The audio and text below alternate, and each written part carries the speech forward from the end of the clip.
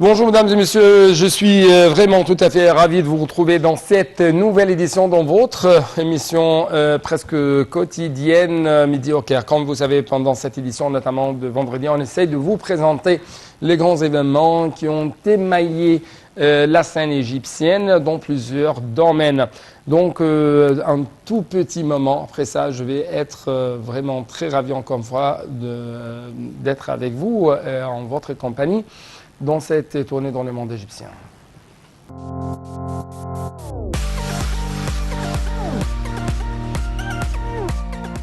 Donc, chers téléspectateurs, pour commencer cette édition, nous devons jeter plus de lumière sur les relations entre l'Égypte et l'Algérie. En fait, on trouve que le président Abdel Fattah el-Sisi et son homologue algérien Abdelmajid Tebboune ont souligné l'importance d'intensifier la coordination lors de la prochaine période pour activer les mécanismes de l'action arabe commune, et ce dans le cadre de la Ligue arabe.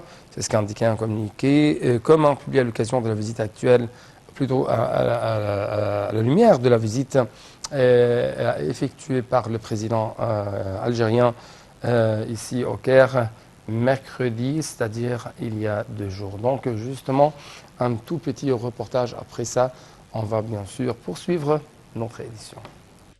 Le président Abdel Fattah el-Sisi et son homologue algérien Abdelmajid Tebboune ont souligné l'importance d'intensifier la coordination lors de la prochaine période pour activer les mécanismes de l'action arabe commune dans le cadre de la Ligue arabe, indique un communiqué commun publié à l'occasion de la visite du président algérien au Caire.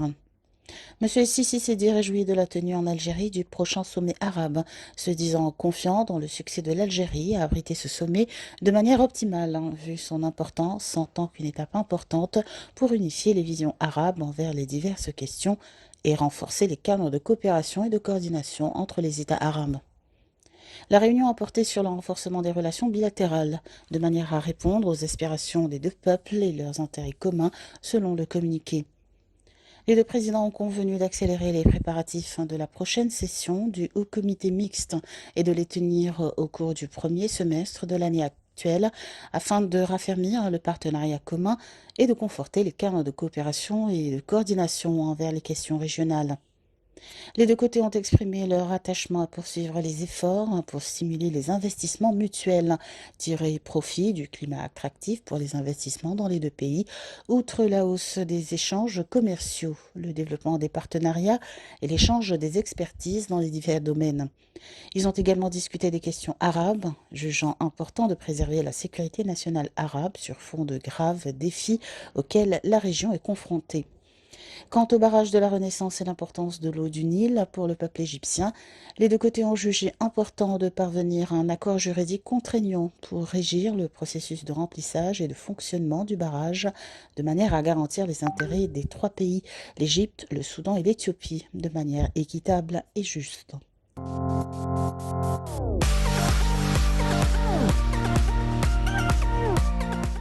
Quant au Premier ministre Dr Moustapha Madbouli, il a déclaré que le président Abdel Fattah el-Sisi avait ordonné de continuer d'œuvrer pour augmenter les exportations égyptiennes au cours de la prochaine période.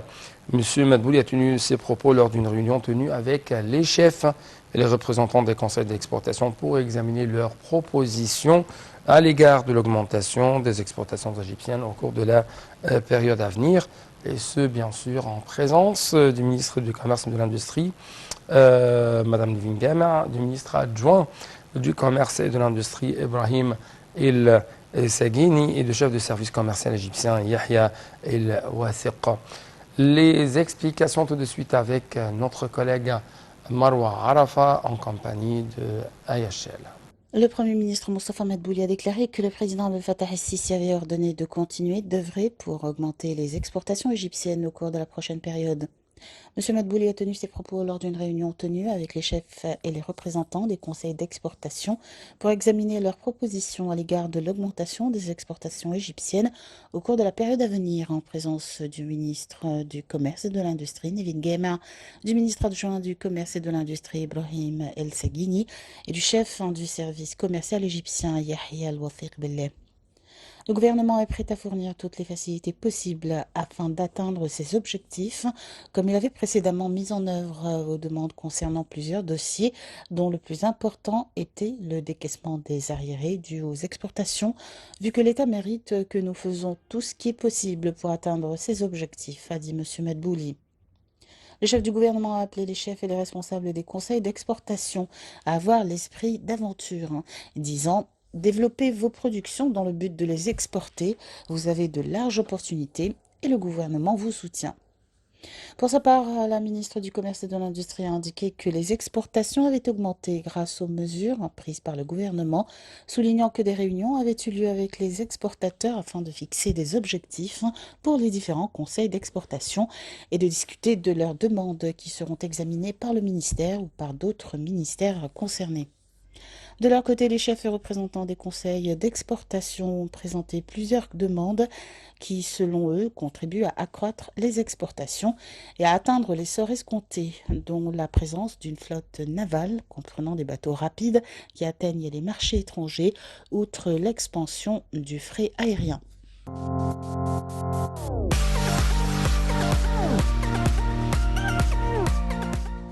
Passons justement actuellement, chers téléspectateurs, à avoir plus de nouvelles en ce qui concerne la scène africaine, si je peux dire, en ce qui concerne l'Égypte et l'Afrique.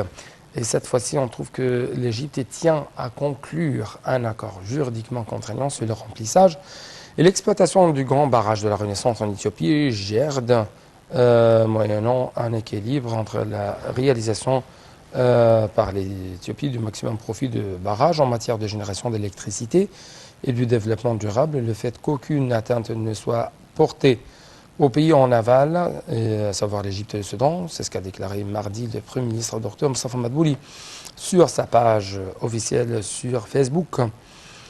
Il a affirmé que l'Égypte a accordé un intérêt à la reprise des négociations au plus vite possible pour accélérer la solution, dépend de désaccords techniques et juridiques, et conclure un accord juste et équilibré qui tient compte de ce que l'Égypte entend par la rareté de l'eau et sa dépendance de manière principale aux eaux du Nil. Atteindre le développement dans tous les pays du bassin du Nil, c'est ce qui a toujours figuré parmi les priorités de l'Égypte via l'octroi d'aide aux pays frères, selon les indications du Premier ministre.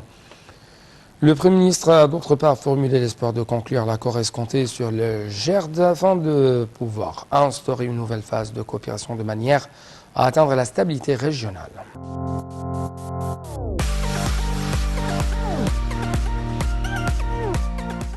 Dans le domaine de l'économie égyptienne, on trouve que le ministre du Transport, Kamel El Wazir, a indiqué que 30 bus électriques seraient mis en service à Sharm el-Sheikh avant la prochaine conférence sur le changement climatique.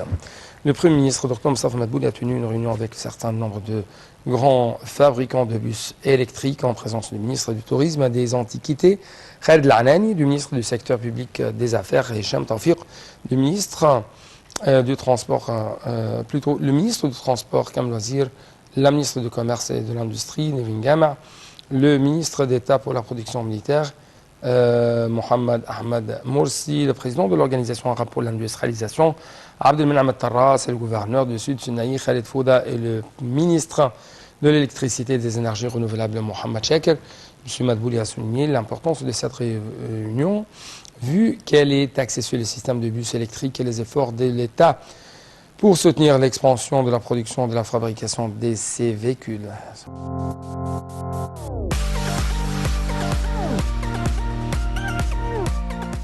Passons, chers téléspectateurs, à notre, si je puis dire, dossier. Il s'agit cette fois-ci de relations entre l'Égypte et la Corée du Sud.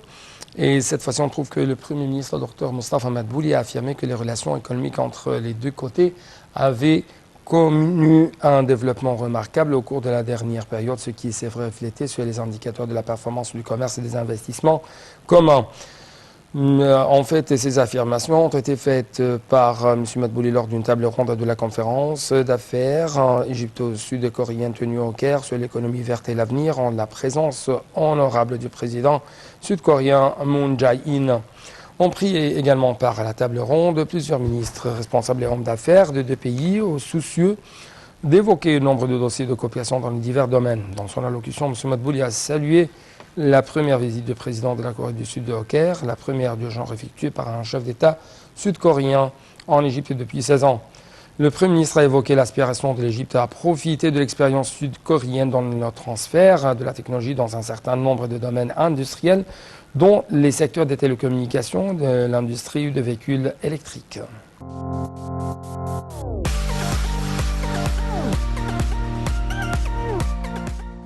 Le ministre du Développement local, Mahmoud Charaoui, a ordonné de maintenir un état de préparation élevé dans l'ensemble du pays pour faire face aux intempéries.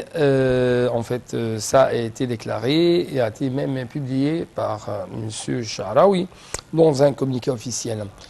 Le ministre du Développement local a de même donné des directives aux organes exécutifs dans le gouvernorat d'évacuer les eaux de pluie des rues.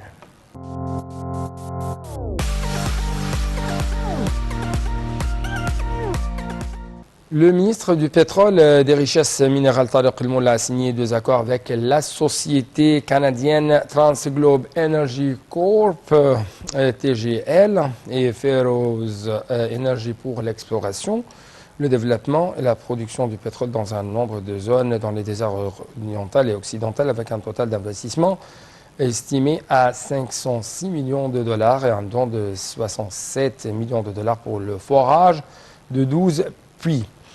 Dans un communiqué publié par le ministère du Pétrole, M. El-Molla a mentionné que ces 2 accords s'inscrivaient dans le cadre des efforts du ministère pour encourager les entreprises à injecter davantage d'investissements et afin même d'intensifier leurs activités pour maximiser le taux de production au vu de la hausse des cours mondiaux du pétrole.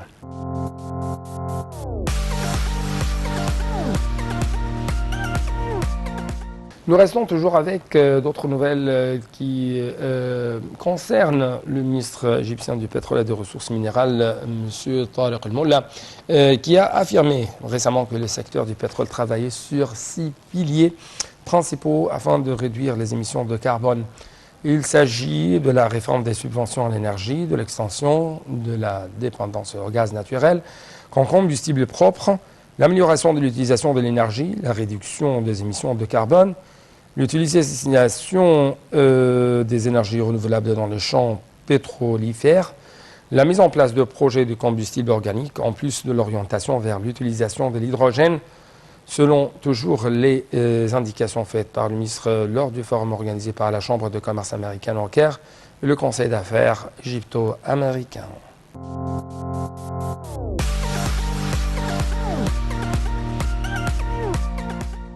Quant à la ministre du Plan de développement économique, Dr Hala As-Saïd, elle a discuté avec le représentant permanent du programme des Nations Unies pour le développement PNUD, Alessandro Fracassetti, du renforcement de la coopération bilatérale. Mme Saïd a de même fait des déclarations très importantes. Elle s'est dite impatiente de travailler avec M. Fracassetti et toute l'équipe de ce programme des Nations Unies pour le développement, afin de soutenir les principales priorités de développement en Égypte, y compris la mise en œuvre de l'agenda 2030 et les objectifs de développement durable.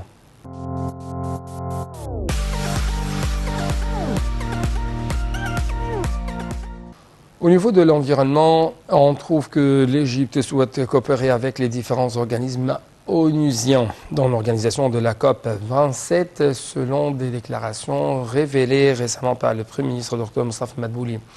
La direction politique accorde un vif intérêt à faire réussir cette conférence de sorte à renforcer le leadership de l'Égypte sur cet échiquier vital et à soutenir les efforts internationaux pour lutter contre les changements climatiques.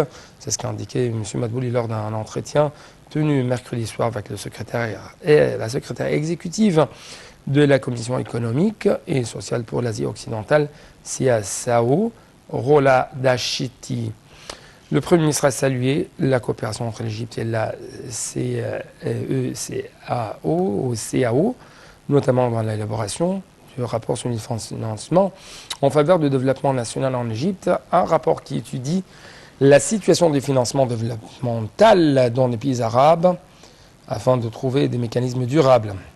Madame Dachiti a expliqué que cette visite est intervenue pour confirmer son soutien à l'Égypte dans tous les domaines ayant trait à l'action de la CAO, faisant état des progrès positifs notoires sur divers plans dans le pays malgré la crise sanitaire, ce qui encourage à appuyer les efforts de développement déployés par l'État égyptien.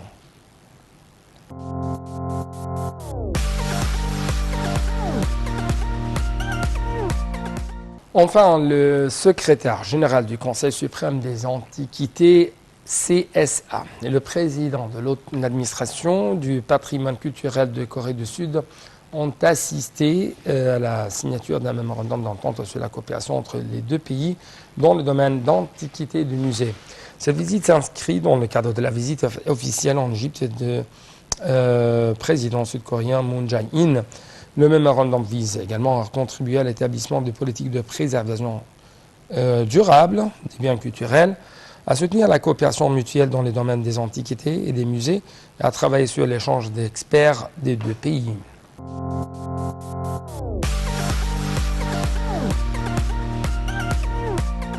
Donc, avec cette dernière nouvelle, nous arrivons à la fin de cette édition. C'est pourquoi permettez-moi de vous remercier infiniment pour votre attention toujours. Bon suite de nos programmes sur Arnal TV International.